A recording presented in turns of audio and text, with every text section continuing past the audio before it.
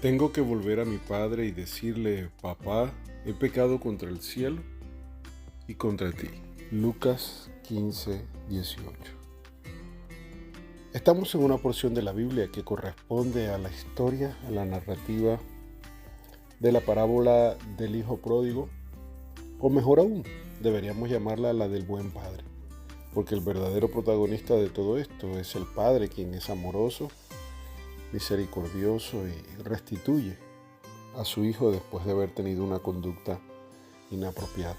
Recordemos que el hijo pródigo pidió su herencia, se fue lejos para poder portarse mal, gastó todo su dinero en cosas indebidas y vivió una etapa inmoral. Luego entró el tiempo de la conciencia, donde recordó lo que es debido, lo que es correcto, y pensando y confiando en el amor de su padre, regresa a casa para poder recibir el amor y la reconciliación. Lo interesante es que el versículo que acabamos de leer tiene que ver con el momento exacto cuando él decide volver. Él sabe entonces que lo primero que tenía que hacer era arrepentirse. Y el arrepentimiento tiene dos cosas bien básicas dentro de él. Reconocer el error, como cuando él dice aquí, he pecado. Y después reconocer las consecuencias directas de ese pecado. Él dice, he pecado contra Dios y he pecado contra otras personas. El pecado siempre tiene ese doble efecto. Perjudica nuestras relaciones interpersonales, pero primero que nada nos aleja de Dios. Cuando hay un arrepentimiento sincero, el arrepentimiento debe incluir la convicción plena de la ofensa realizada en contra de Dios Padre, y luego debe incluir plenamente también el entendimiento pleno de la ofensa o el daño realizado a otras personas a nuestro alrededor.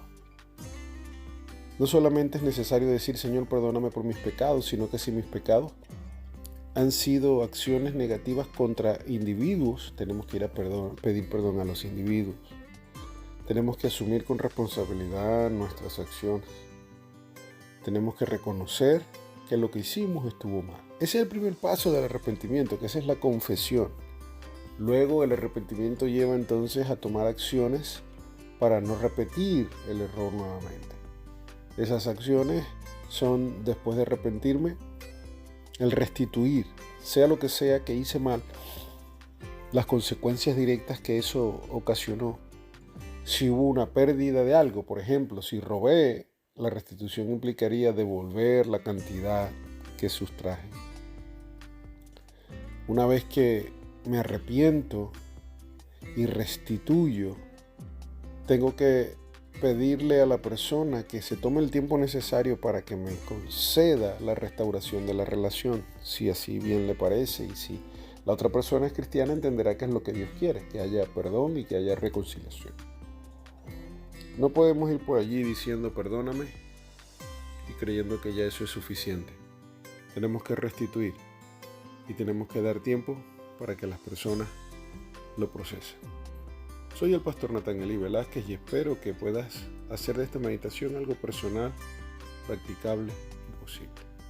Que Dios te dé la fuerza para reconocer tu error y restituir el daño causado.